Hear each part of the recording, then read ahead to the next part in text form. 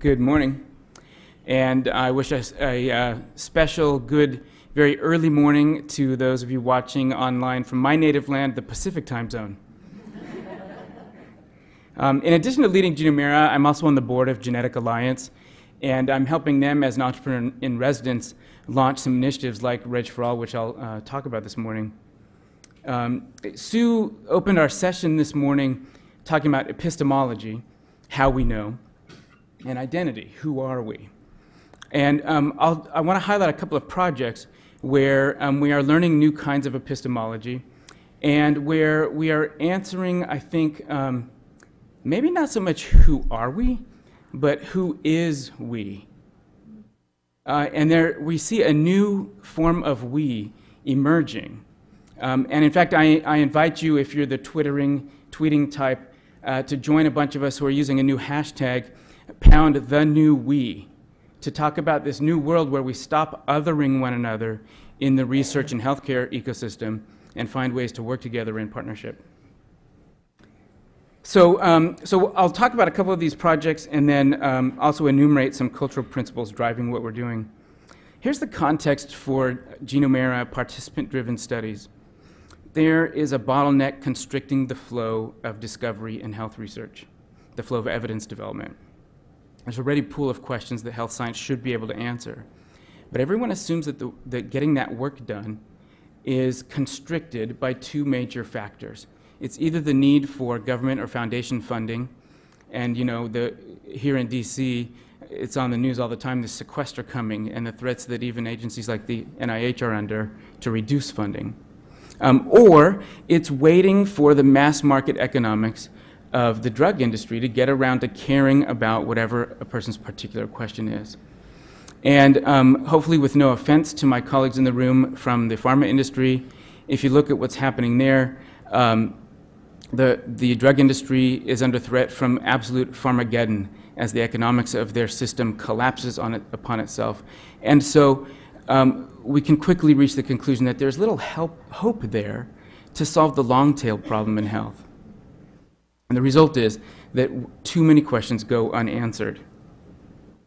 Well, the Genomeera community has found a way to kind of invert those constraints, to grow the number of people who can organize and operate health science studies, and dramatically grow the number of people who will participate, orchestrated largely through online means, using a cloud-based technology infrastructure to reduce the cost, grow the speed, and serve kind of a matchmaker function, connecting the people necessary to dramatically grow the rate of discovery. It's a place where anyone can come with a question that health science could answer. We help them turn that question into a study with a hypothesis to test, with a protocol to follow, inclusion and exclusion criteria, things like that. The basic structure of a typical clinical study or trial made accessible to people who have questions they want to answer. Then they can launch the study, invite others to join them. In fact, they often invite others to help design the study as it's emerging. People who will join the study follow the protocol on themselves and allow their data to be shared with the group for joint analysis. It is intensely participant-driven health research. And people are applying it to the entire spectrum of health topics, ranging from awfully complex genomics and biomarker discovery to simple surgical outcomes and everything in between. So that's a quick vignette about Genomeera, participants driving research and evidence development.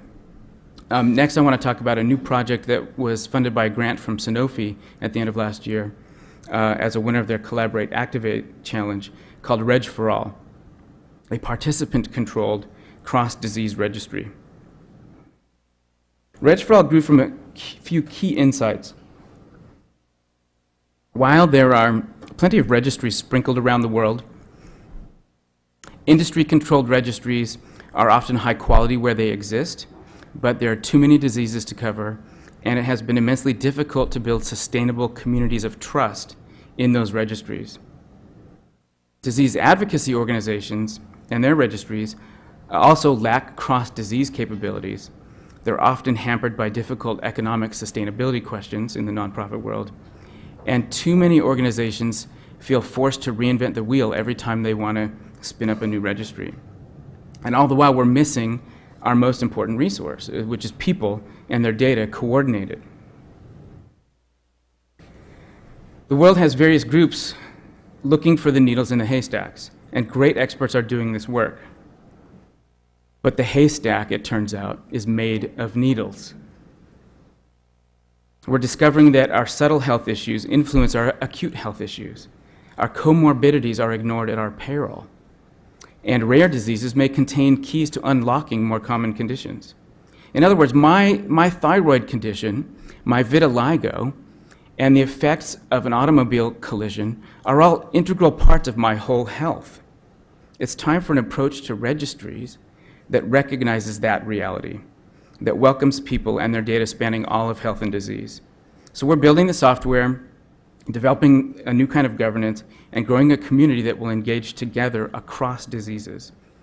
And speaking of culture and the ethics-oriented panel we just heard from, we're doing it in a way with a culture of individualized locus of control as one of the cultural foundations, exhibiting a participant-centric approach to everything about the registry, including granular and dynamic consent, or in normal person language, sharing permissions, so that a member of the Reg for All community exercises explicit control over what data they store, for what purposes their data can be used, what projects may use their data or not, and who may or may not contact them for additional studies or follow-up work.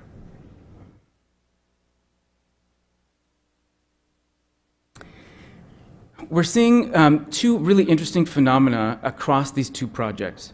The first one is a tremendous appetite to engage. We first watched and are now guiding people through a transformation in how they think about themselves in relation to the research enterprise. Beginning with N is someone else, N equals they. I have a question about my health.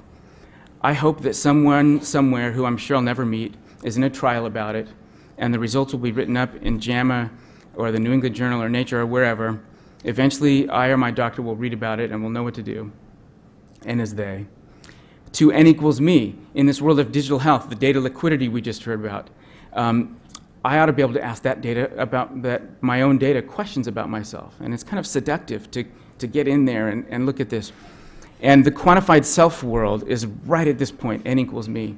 But then people realize that in order to handle anomalies, in order to achieve statistical significance on a population basis, and to practice good scientific rigor, it's really helpful to work together. And they come around to this notion of N equals we. And in these communities with our individual locus of control, but expressing it collectively, we're marching into this future. N equals we, an appetite to engage. The second phenomenon we are seeing is we're watching roles expanding and blurring. People, the people doctors call patients, we tend to just call them people, are moving from subjects to participants to often collaborators in the research endeavor. And ultimately, the roadmap goes to people are becoming shareholders in the benefits of research. And this continuum of roles and power has been really foundational in our thinking about participation and the governance of these projects. So, what are the underlying cultural drivers of this new era of participation, of engagement in health science and development? These are the desires we're seeing over and over again that are now driving the cultural foundation for both of these projects. And so let's just talk through these. And this is my last slide, actually. And I think this is the summary of all that we've experienced in the last 3 years. The first one is control. We want influence over data, tissue, intent, outcomes, and of course, you should ask permission to use my data or tissue and offer the choice to participate.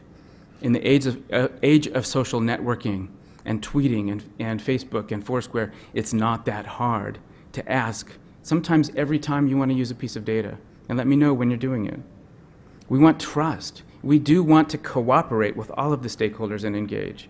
But it has to be a conversation where a single consent event is replaced by ongoing governance, dynamic choice making, where communication is bidirectional. We want impact, and this is the part that often goes unsaid because we assume it's obvious, but let's make it said. We want impact.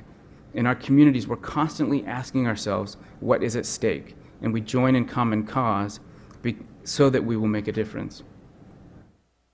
And we will be shareholders in the benefits, including, I think, future economic benefits, because we are already shareholders in the misery and in the risks.